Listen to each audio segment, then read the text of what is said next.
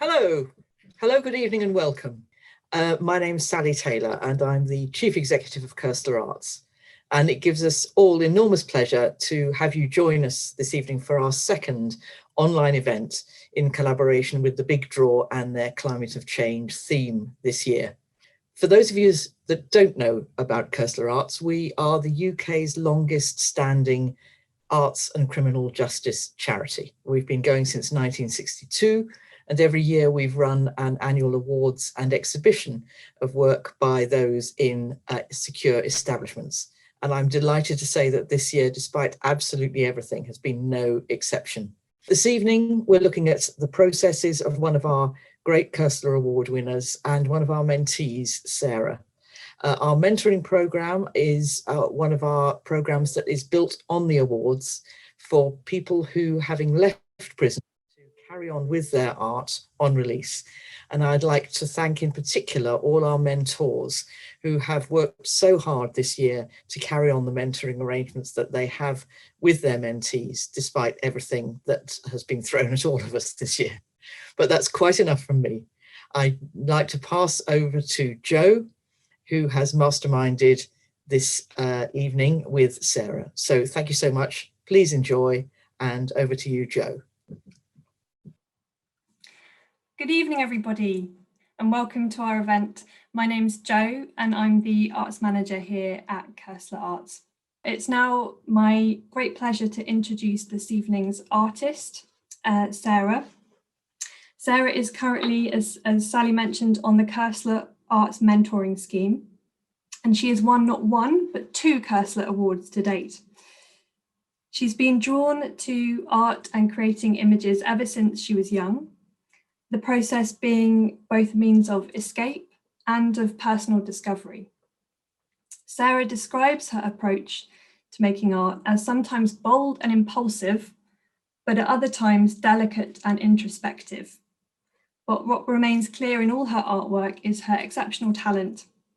And we're really thrilled that we're going to be able to see that in action today and really close up too. So if you put your hands together wherever you are as we welcome Sarah to the screen. Hello, Sarah, can you hear me? Yeah, I can hear you. Welcome, welcome. Thank you so much for joining us this evening. Thank you for being here on this rather rainy, grey, miserable evening to cheer us all up. You're welcome, you're very welcome. It's going to be my absolute pleasure this evening to talk you through some of the process of portraits. Hopefully. Well, we're really looking forward to it. I always think as someone who is not artistic and finds drawing particularly people's faces really difficult, and I always think there's sort of some magic involved, which I'm sure there is, but I'm also really looking forward to how you're going to take us through some of the techniques and the kind of practical side of that, so maybe it doesn't feel so intimidating. Yeah, I've got plenty of practical tips for you guys. Just tips really on how to make things look 3D from the beginning stages, grid mapping, some colour mixing techniques, and then, yeah, maybe some live action portrait making. Super.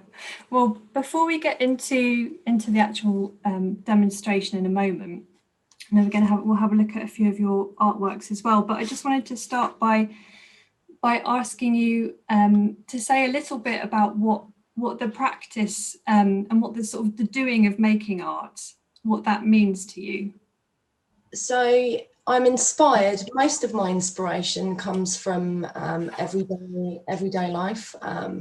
Children particularly, I just think because the ego isn't present for them, it just makes the outside world so much more vibrant and colourful when they do interact with it. You get very much a sense of they don't care and we're here and this is what's happening. So you get much more expression from them, I think, than the grown-ups. And art, to me, it's sort of like it's any sort of mood that you're in or any sort of problem that you're facing in life. I think you can resolve with art, definitely.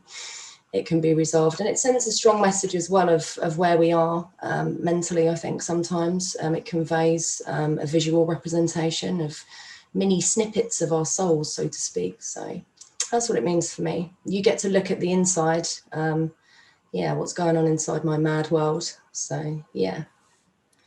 Mini snippets of our souls. That's a lovely way of describing a picture. So we've actually got a few of your artworks to kind of as a way of introducing you, really, because what better way than through your painting and through your drawing. So we've got 3 to have a look at, and I'm going to share them, but it'd be lovely if you can talk us through, maybe how your style's changed and things like that, and how you've approached each piece. So I will, fingers crossed. There we go. So hopefully everyone can see this. This is our first image. So tell us a bit about this one, Sarah. So while I was doing the climate of change theme pieces, I've had to go through each stage from grid to the very end. So probably about 9 times I've drawn our reference material this evening. So you can understand after 9 times. Yeah, it was like, oh God, not again. So this one was a nice little in-between piece. And it was really fun to do because it didn't take very much effort. And I do have children, particularly a small boy, and he was very excited about this piece coming to completion purely because it's Halloween. And I do that quite often, have an in-between piece. So it just breaks up the contrast and gives you gets the flow back again, because you can sometimes get stuck, I think, and it's sort of hard to force it. So if you have an in-between piece, you get the creativity flowing again without much effort, and then you can move back on to your main project. And this was sort of always quite cartoony in style. Yeah, I used marker pens for this one and colour pencils. They were quite new, the marker pens, and I was just having a little play around, but the effect's quite good. And then I used black marker pen, obviously, for the background. But yeah, it's quite a different style. It's quite a long range from portraits to cartoons. And very apt for Halloween, as you say, so which is tomorrow, isn't it? Yes. Saturday, I think it is. Oh yes, yeah, 2 days time. Great. Well, I'm going to flick us on to the next one, which again is very different. And here we have parrots. So yeah, tell us about this one, Sarah. Yeah, this one I did in colour pencil, and it was a present for my son's tutor, and she had a real thing for tropical birds, and she didn't know. It was an absolute complete surprise. And again, it was really fun to do. It was quite challenging on the feather front, especially on the blue one, to get the tones and textures. But it's sort of like a layering effect with the pencil, sort of like the same as with the acrylic paints. But again, it was a really fun piece to do. I did find the feathers very challenging, however, and did become stressed at points. So I left it for a little while and went back. Yeah, I bet getting that kind of lightness and as you say, the texture of kind of feathers looks like it must have been really hard, but it's a wonderful effect and so vibrant and colourful. Yeah, it's you use a special blender to blend out some of the pencils, and I use a particular brand, so they're quite oily, and they do layer very well on top of one another, so you can get that sort of feathery effect, which is really good.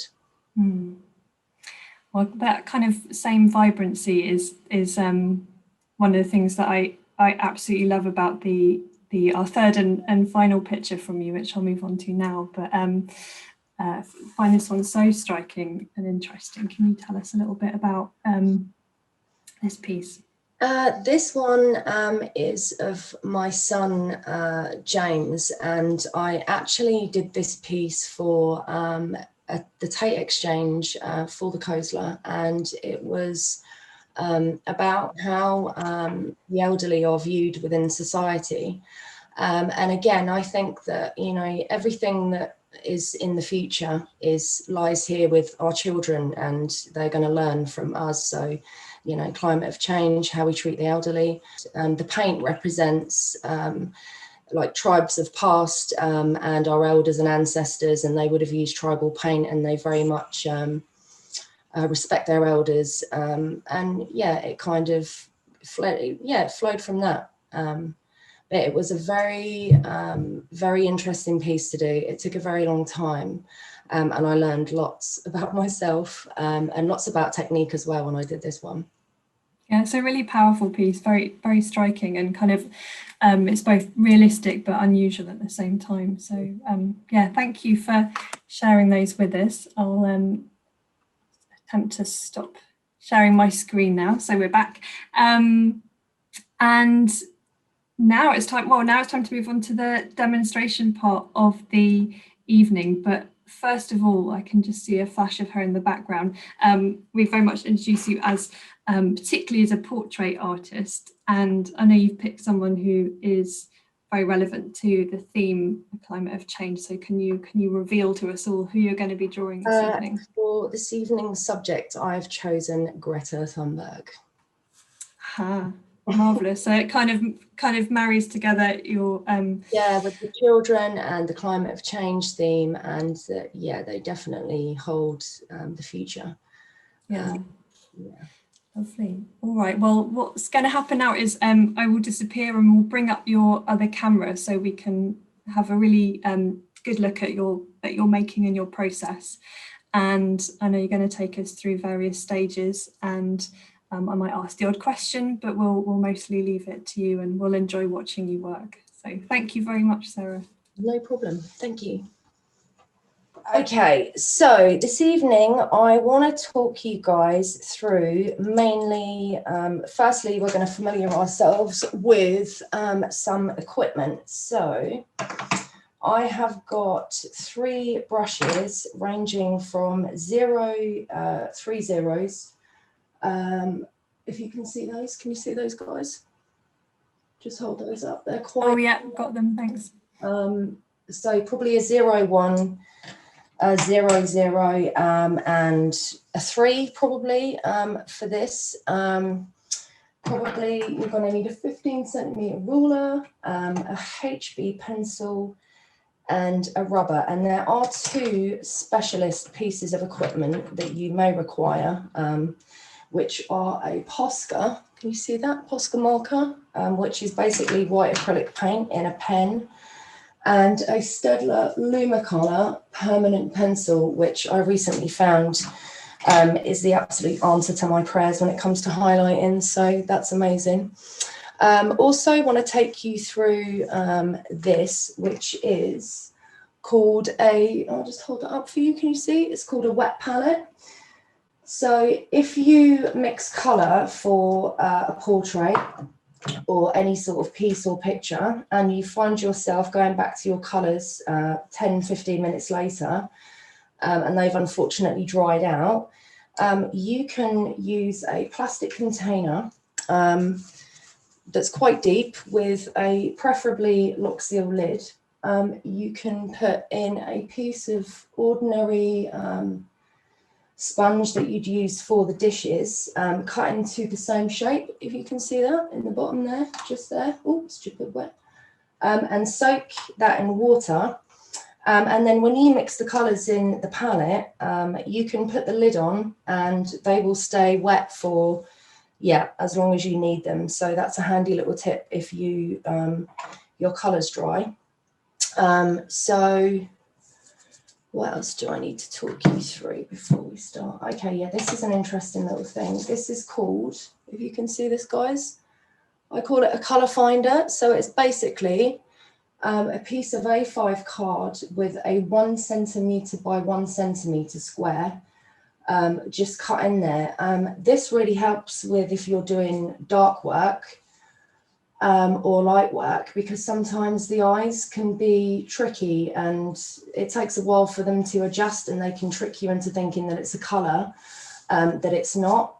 So this will give you the best possible match that you can get without your eyes being distracted by any of the other colours. So that's a really cool way to get the exact colour match for whatever colour it is that you require. And this is another really handy tool. If you can see that. So this is a colour chart. So it basically just gives you, oh sorry, my hand's a little bit shaky, all the colours on the chart, and these colours mixed together will make these colours. Then this colour mixed with that colour will make this colour, and so on and so forth. And you can pretty well make whole of the palette that you're going to need. And today we're just using the basic primary colours. So without further ado, I am going to attempt to mix and match all of the colours that we have on here before we begin. So if you want to, the base colour is very orangey, so I'm going to try and hold this so you guys can see. So we've got yellow and some red, and we're just going to mix that in together to make an orange. It's quite orangey. And then we're just going to add white to that. Maybe a little bit more red.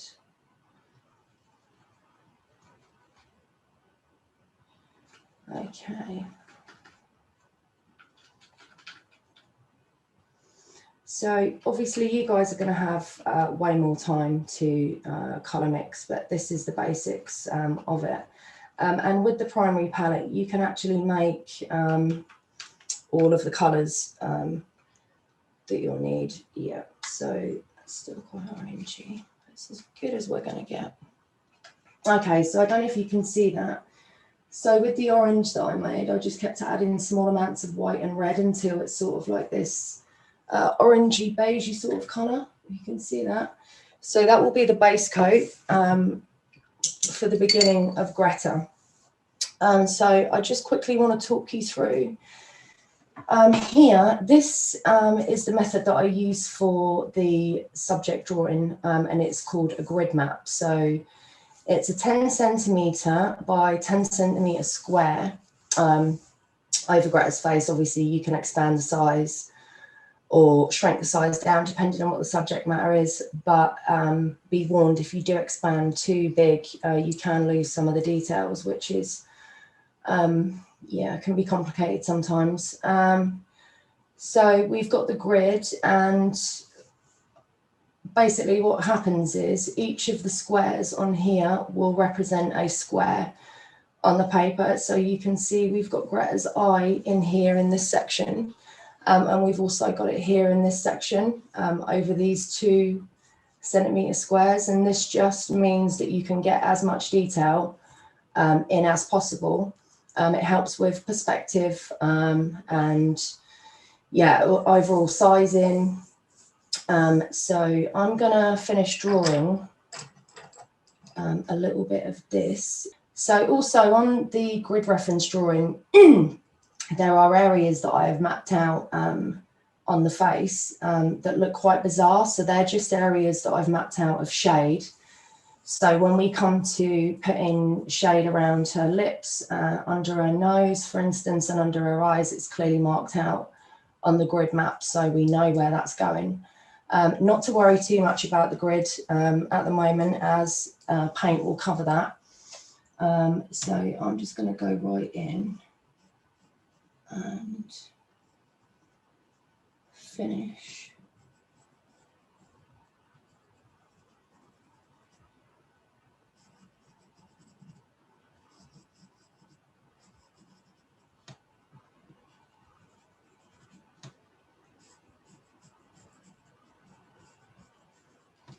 Okay, so we can see where her jaw just comes around on this little line here, and that's the end of the squares, and that is just here at the end of the squares, so we know, and it's a good way to measure and distance as well for symmetry, face symmetry.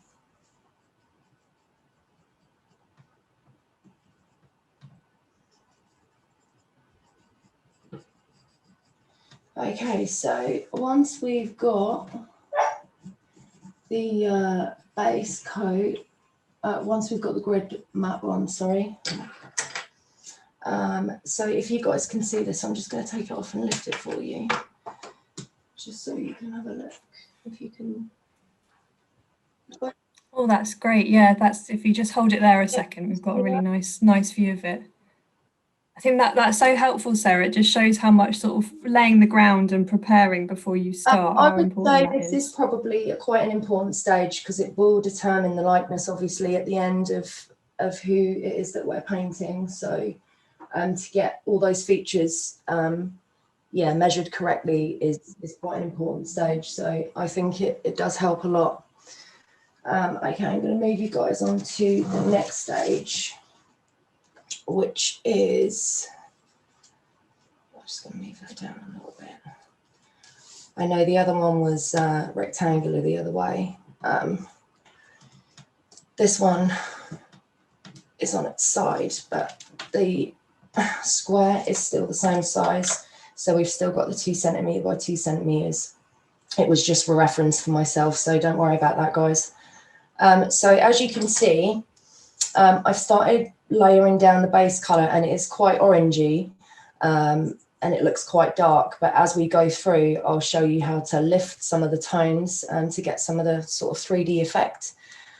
So I am going to show you, I know this looks quite thrown on and haphazard, don't worry too much about it in the early stages, purely because most of this will be covered anyway. So again, yeah, you guys will have plenty of time to play with colours, and I would really just say it's all about experimentation and finding your own sort of feel for, you know, whatever painting it is that you're doing. I'm either way. I could be throwing paint around on a canvas and slapping it everywhere, and other times I'm laser focused and really close up too. So there's no real set way of painting. It's all your own style. Okay, so again, don't worry too much about the grid and all the shade areas we can also paint over. Obviously the only stages, places that we won't be covering will be the eye.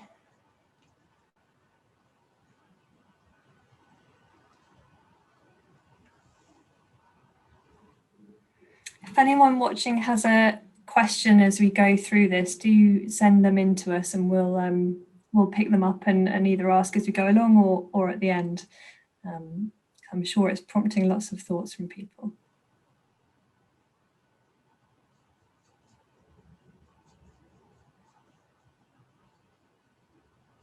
So I'm using fairly small strokes and trying to make sure that the majority is one colour and one tone. But purely at this stage, it's just getting as much as the base covered as possible.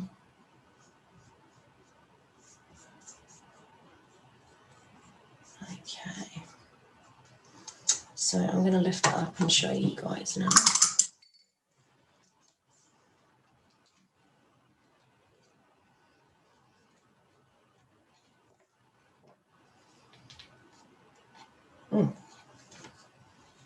If you guys can you guys see that? So, oh yes, that's good. Yeah, just hold that there. That's great. Thank you, Sarah. So you can still, yeah, you can still slightly see just underneath some of the shade lines that we mapped out earlier on for eyes, nose, mouth, etc. Sorry. We just got a question from Katie here actually about the base shade, and she's asking whether whether there are already different shades within the base layer or whether it's pretty much a flat flat layer of colour. Yeah, it's pretty much just a flat layer of colour. You just want to be, yeah, purely just putting a base layer on, so it will just be all one colour. It does look quite shady because I've sort of thrown it on there, but yeah, again, you guys are going to have much more time, so yeah, it's just basically as solid as you can get it. I'm going to quickly look into, okay, stage 3. Okay, so after we have finished the base, so we are now going to mix a new colour. So we can use this for the shade area. So we want to be mixing, green.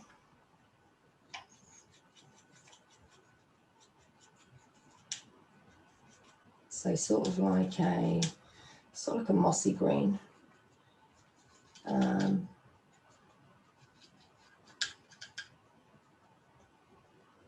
then we want to be adding a little bit of red. I say a little bit, as she puts a ton in there. A little bit of red in there. And maybe a little bit of blue. Maybe a bit more blue.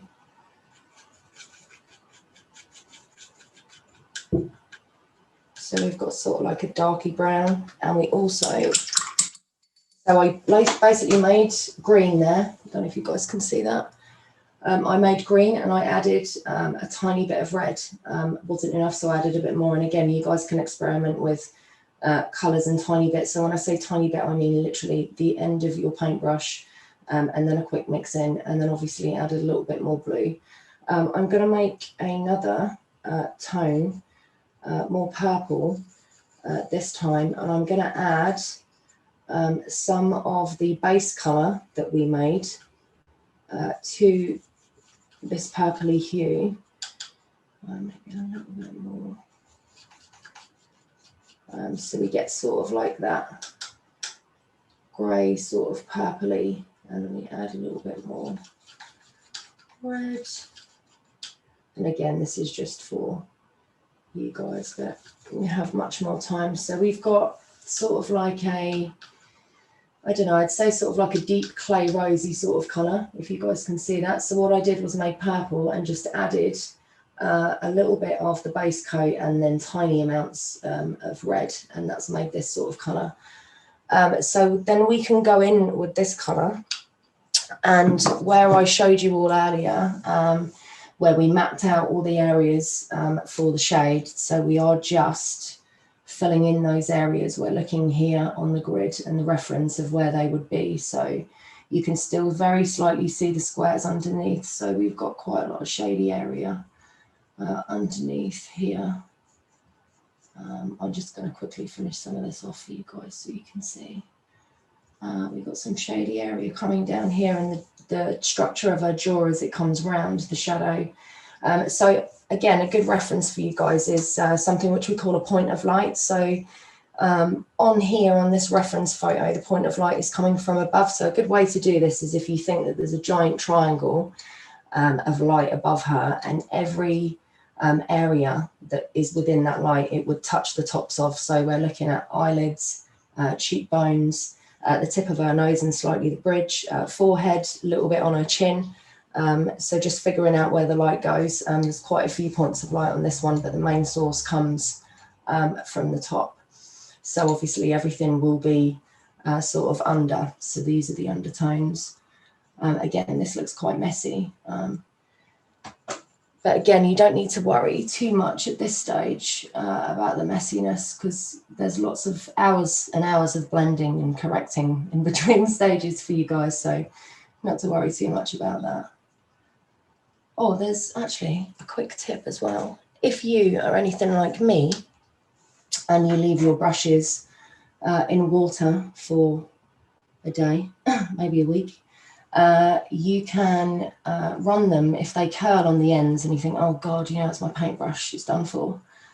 You can run them under a red hot tap, or you can put them under some, I'll just stick them quickly in a boiling kettle water in a cup, and then straighten them out. It irons them out for you. So you can reuse them so they're not totally done for. This is wonderful, Sarah. We're getting all the hints and tips, all the practical ones, all the artistic ones. It's really helpful. Thank you. I thought I'd share with you guys. I've got one question actually for our audience watching and listening whilst Sarah paints here. Something to ponder for the next bit of time, and be great if you can send your ideas in. Who would you love to see Sarah paint? Who else would you love to see her paint a portrait of? Somebody famous. They could be alive or dead. But do send your ideas in, and then we can get a little collection of them together at the end and see if any of them pique Sarah's interest. I'm sure they will. Okay, right, so yeah, so we've got most of the dark shades. So we've got this area above the eyebrows here, obviously, just over the bridge of the nose. We've got some area here. And again, don't worry about it, looks really messy. You know, it's just getting it on there so you know sort of whereabouts it would be going. The great thing about acrylic paint is it dries really quickly, so you can adjust very quickly as you go. And obviously you can layer really quickly too, which is an absolute godsend for me because I can never decide and yeah, change my mind quite frequently. So, okay, so I'm going to take this off and show you guys. Okay, so this is stage 3. I don't know if you can see that. I'll move it up a little bit. Is that good? Yes, yeah, that's good if you just hold it. So again, it looks quite messy, but if you look at the reference photo, you can already start to see where some of the dark tones are. And I know she looks quite grotesque and like a monster at the moment, but trust me, she'll look amazing by the end of it. So again, in between each of these stages, there is quite a lot of blending, quite a lot of correcting, and obviously trying to take as many fine details in from the subject as we possibly can, using the grid and packing as much of these tiny little details as we can. I mean, any slight change of skin color, anything that's different, we sort of pack into those squares. So here you can already see that I started to put a few light tones in. So again, same principle. All I did for this color was use the base that we already had from earlier on, if you guys can see that. And I mixed a little bit more white in there. So it just makes it really, really light. And it's sort of like a washi. It's not too thick, so quite translucent. Quite a bit of water in that one. So I'm just going to take you through this quickly. Can you just remind, sorry if you've already said this, Sarah, but what kind of paint that you're using? Oh yeah, sorry guys. So I'm using acrylic paint. Acrylic, yeah. And we're using the basic colour palette. So we're just using red, blue, yellow, and then a little tiny bit of black and a little tiny bit of white.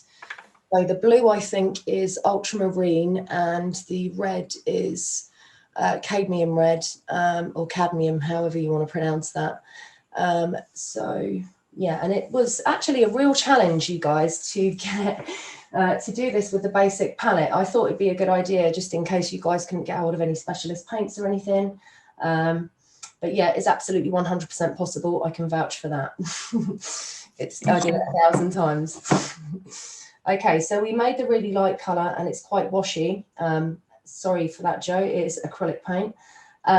So we're going to put a little bit more water in there. Okay, so we're just, again, no worries about how this is looking at this stage. So we're just going to go again into these squares so we can see where the light is. So it's sort of here. That's still a little bit thick. Sorry, guys. So all I've done is I've just washed my brush and taken most of the paint out of it and dried it quickly.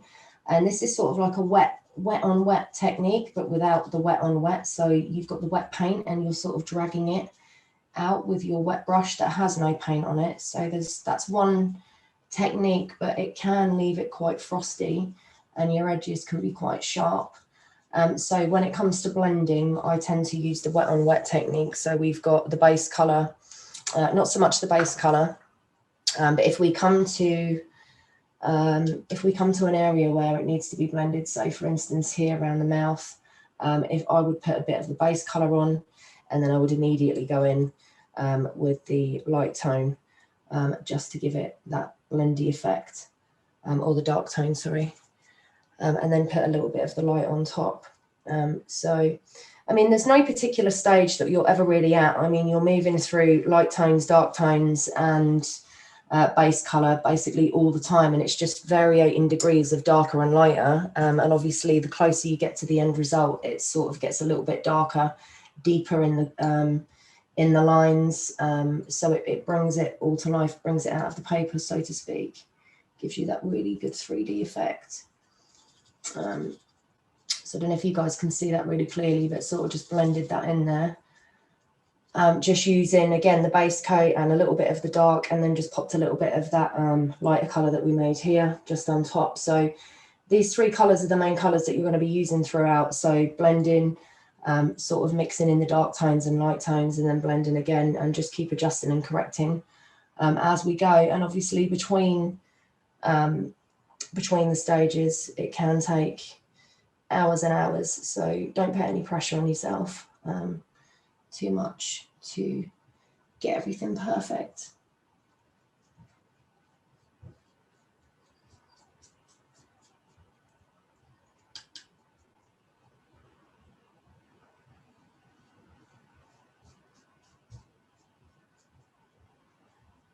So we can see her cheek sort of comes all the way round.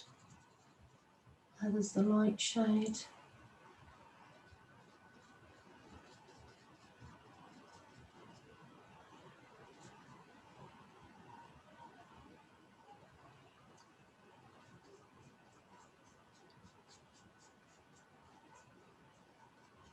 Again, it's very quick and haphazard, but you guys will have loads of time, so you can experiment and just, you know, move the paint around, and don't be scared if you make mistakes, because, you know, it's all about making mistakes. There's no set right or wrong way to do it.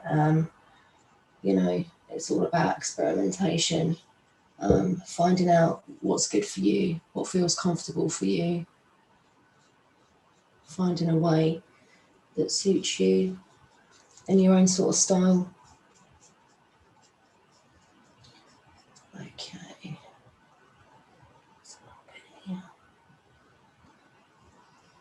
I know it kind of looks like a crazy woman just throwing paint on a thing at the moment, but yeah, it will start to come together soon.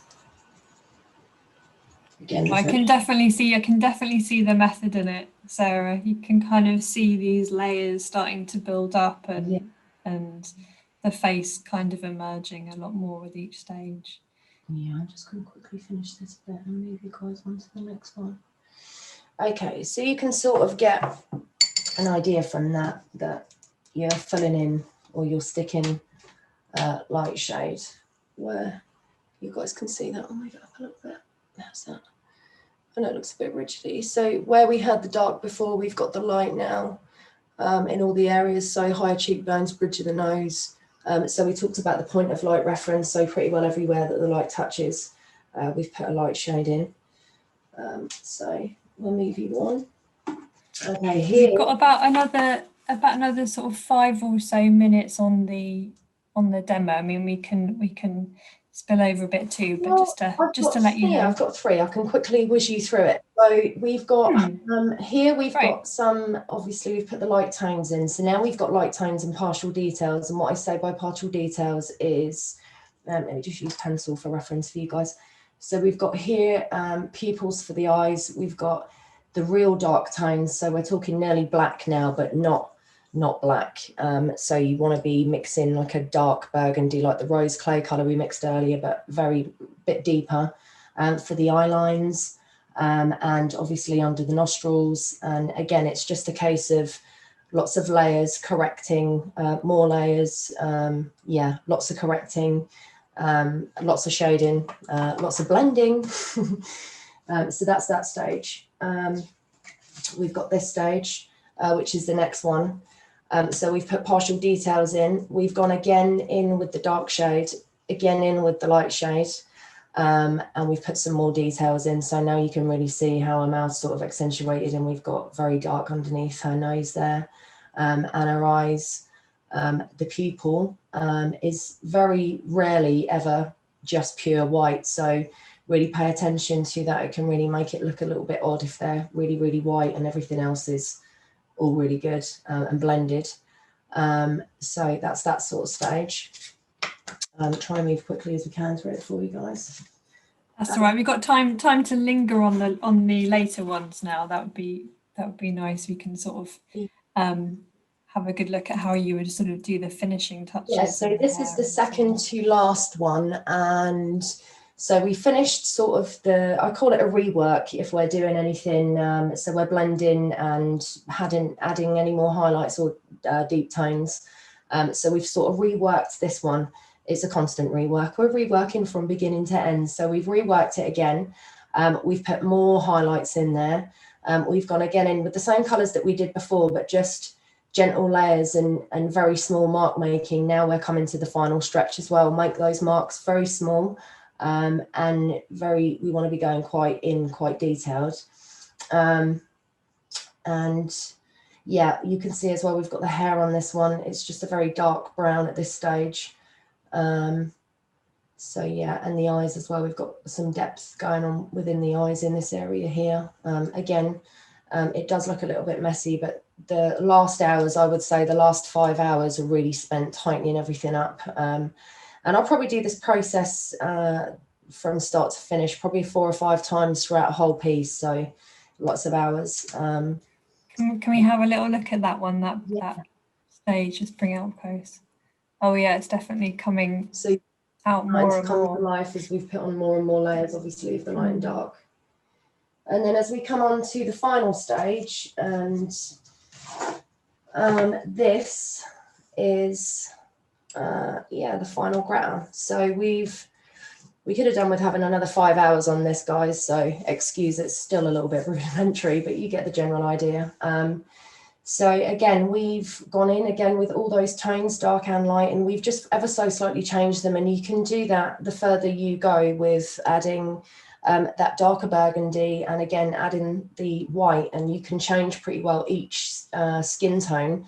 I would suggest that once you've got the base coat that you stick with that and use that to change every other, use that throughout the palette, and then it's always going to match up to the colour that you've got on the base of the skin. So here we've obviously got the highlights again. I'm going to put some highlights in here for you guys.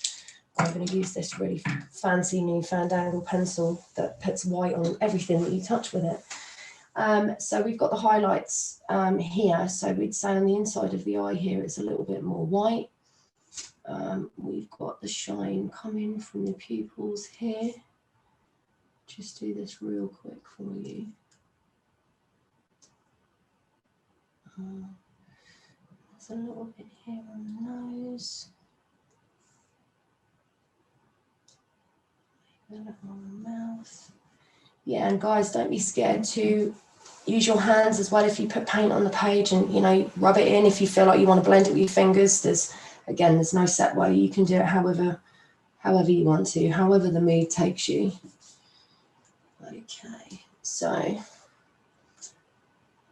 And that's pretty well it for the highlights. You're just going around looking at the very light, very white areas where the light would touch.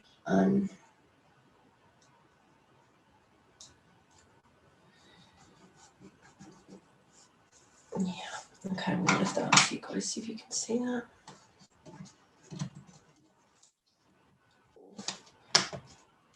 Okay, can you guys see that? Okay, so shoes looking a bit more realistic now, and this is the last stage. So the grid has completely disappeared, and we've got highlights obviously here in our eyes where the light is very light, sort of like where your eyes are glassy and it's the reflection from the light, and obviously on her nose and her mouth there. And we've also got some highlights in her hair. So I just used a pencil. You can use white or a lighter shade. I use this, which is French grey. It's a primer colour. No product placement there. But yeah, I just go round and looking for sort of the white light bits within her hair where the strands cross over, and sort of just make little marks in there where the light would sort of peek through. And again, you can use all sorts of different materials. You can use pencils on acrylic, which goes really well. You can use marker pens as well, they're really good. And you can use like all of these materials as well in the same piece if you wish. You get a really good result, you get really good effects with them. Yeah, and then the last job is to quickly rub out the grid because she's all done. So the grid lines obviously at the end that you've got sat behind her and everything, you rub those out because they're not very appealing to the eye. It's like they were never there. Yeah, absolutely, like they were never there, and nobody ever needs to know your secret. Yeah, and that's pretty well it, guys. So there's lots of blending and there's lots of going over and going over again. And, you know, if there's anything that I could, suggest to you, it's just, don't put any pressure on yourselves and, just go with the flow and experiment lots, because I experimented a ton before I got here. So, experiment lots and lots if you can.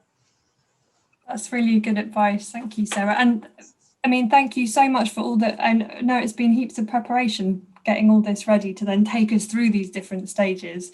So thank you for all the time that you've spent on that, getting all the time you spent looking at Greta, getting her ready. We've got a final treat for everybody in the audience before we can then have a little bit of time for questions, because Sarah's prepared an amazing time-lapse video of this whole process, because obviously we've had to go through a kind of rapid speed tonight, but so you can get a sense of the whole thing, I'm going to just share my screen and we can sit back and watch it happen before our eyes. So by the power of technology.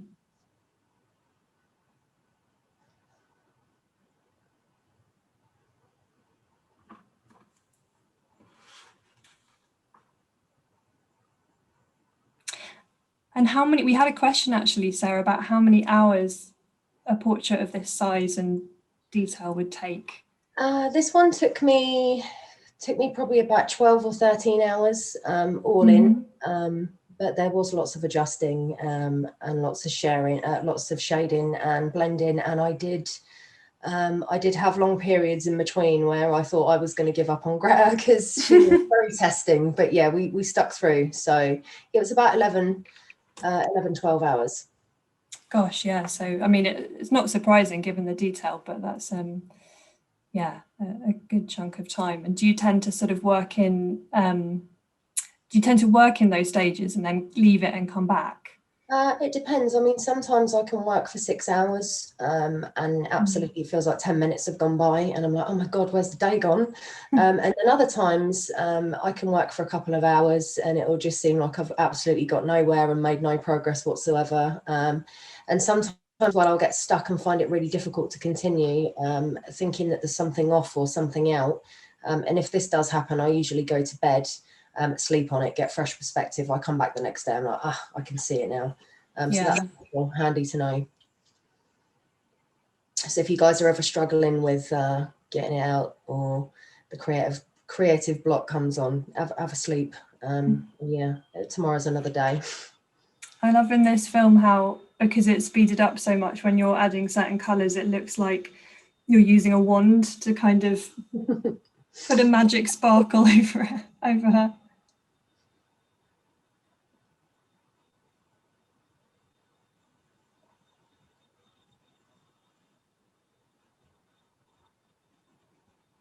We also had another question while we're watching this. I think it was Sally was asking how much you sort of refer to the photograph when you're getting into the painting, or whether it becomes quite intuitive and natural, or whether you're sort of constantly going back to the photo and looking. It depends. If I'm really going for the hyperrealism, then I'm constantly looking at the photo, the reference. I mean, I'd say I'd spent more time looking at the reference when I'm going for real hyperrealism than I would at the actual the drawing itself. And sometimes it can be difficult because you automatically, like Sally says, instinctively want to get carried away with the paint and start painting your own eyes image of what's going on, and you can really mess things up sometimes. So I need to, if I'm getting the hyperrealism thing on, I need to look, draw. Sort of that helps a lot.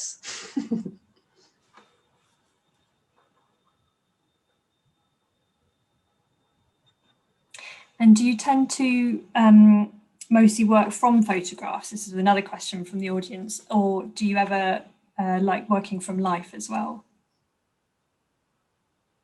Well, I haven't really done very much life drawing until earlier this year. I went with my mentor. We went to a life drawing class, and that was sort of like my first insight into the whole life drawing process. And it was very interesting. It's very difficult for me to get all of the details down quite quickly, because I tend to work from photos and I've got the luxury of time and I can be quite leisurely with it. You know, when you're doing life drawing, you've got to really pack loads of, oh my God, before they start moving around. So I found that really challenging. But I'd really like to hone my skills on the life drawing front a little bit more. Yeah, definitely. Yeah. But yeah, I do work from photos. Yeah, I can see what a different type of drawing that is, you know. Sorry. No, I was going to say sort of that action drawing, whereas. Yeah, if you capture something outside that is of interest to me, or it's or I see a moment, I usually try and capture that in photo form and then use that as a reference later on. But I'm very careful about how I crop the image, and usually the subject is usually looking straight at the viewer, purely just to draw more from them, to get more of a reaction, and to see what it raises for them, I think. Got a few more questions. I think it's quite an emotional thing. In here now, we've got a question from Gary, and he's asking about whether there's any particular artists that you enjoy looking at their work or that you use for inspiration. I really like a lady. She's a photographer. She's called Sally Mann, and she does she does children lots, and they're just in very thought-provoking situations. And yeah, I'm quite inspired by her. Most of her work is in black and white, and it was only up until about a year or 2 years ago that I actually started working in colour. And yeah, Salvador Dali, I quite like his work. Yeah, I like all art really. I don't really have a particular favourite. I think I can empathise with each and every one of their struggles, so I like all of them. Well, I've not heard of, is it Sally Mann, did you say? That's a new name to me, so she sounds an interesting person to have a look at her work. Oh, more questions coming in here. Got one from Lucy, who's asking whether you went to art school. She's so impressed at your painting and your talent, and was wondering, if you went to art school. No, I didn't go to art school. I am all 100% self-taught. I did go to college in my teen years, but I only was there for probably about 6 weeks. Absolutely bored the pants off me. So unfortunately didn't stay. So all of the skills and everything that I've got, I've taught myself. So that's what I mean, guys. You know, don't put any pressure on yourself. You know, just take it nice and slow, and you'll find the style that suits you. And when you do, it's the most amazing feeling in the world. So well, you're a wonderful example that you don't always have to learn everything in school or art school, because I think just picking up from all the comments and questions coming through, I think people have been blown away by seeing you work, and also just watching that video at the end, seeing actually the whole process start to finish, and seeing how you bring a face to life on the page. I do think there's a bit of magic in it when people do portraits. Right, I'm just going to have a last look through for any questions, and then I can reveal our list of suggestions people have got for you for future portraits. A question from Lee. This is a technical question about a Posca pen. Was that the pen that you mentioned at one point? And Lee is asking at what point you would use that. I purely use the Posca for right at the very end. So when we're putting in the highlights for, say, the reflection from the eyes, so the very, very white points, I'd use it for that, and possibly little bits on the lips. And if you're doing things that have got water or sweat drops or things like that. If you've got tiny dots of white that need to go on there, the Posca's absolutely ideal for that. And you can get them in a range of different nibs. And they come in a variety of wonderful colours as well. So yeah, they're really, really handy. That is a good tip. Well, just to kind of round us off, I've got Jenny behind the scenes has been collecting lots of the suggestions that people have sent in from the audience of people that they would love to see you paint in the future. So we've got the footballer Marcus Rashford, very much in the news at the moment. We've got the artist Grayson Perry, who's been a Koestler judge over the years. Arthur Koestler himself is another suggestion. The campaigner and female education activist Malala, and of course David. Great. David Attenborough's come in several times as well. So, I should be putting some of these down for some future ideas. I think so. Yeah, David Attenborough would be amazing. Yeah, he's got a great face, hasn't he? Well, maybe David Attenborough, and you can put him next to Greta and have the the young and old, the span of ages. Well, thank you so much, Sarah. We're going to draw to a close now, because although it's sped by, we've reached our time. But as I say, thank you for all the preparation and the time that's gone into bringing this to us this evening, and for just showing us that there's practical, sensible, useful, everyday tips behind your kind of talent and flow on the paper as well. It's been really inspiring to see. A few final bits of information and thank yous as well. Obviously this event is in collaboration with The Big Draw, and there's a couple of days left of their festival, which is happening across October. So do look on their website if you want any ideas of other events to look at, other techniques and things to try out. As Sally mentioned, we're delighted that we are able to have an exhibition outside at the South Bank this year, and that opens on the 12th of November and goes on till the 13th of December. And if you can't obviously reach London at the moment, there's going to be a lot of content up on our website and a film of the exhibition as well. So hopefully you'll be able to visit us virtually, if not in person. So things are happening, Koestler are doing things, and they've all been spurred on by the creativity of our entrants and the 6,000 odd pieces of artwork we've had entered into our awards this year, which is just incredible given everything. So a big thank you to all our entrants.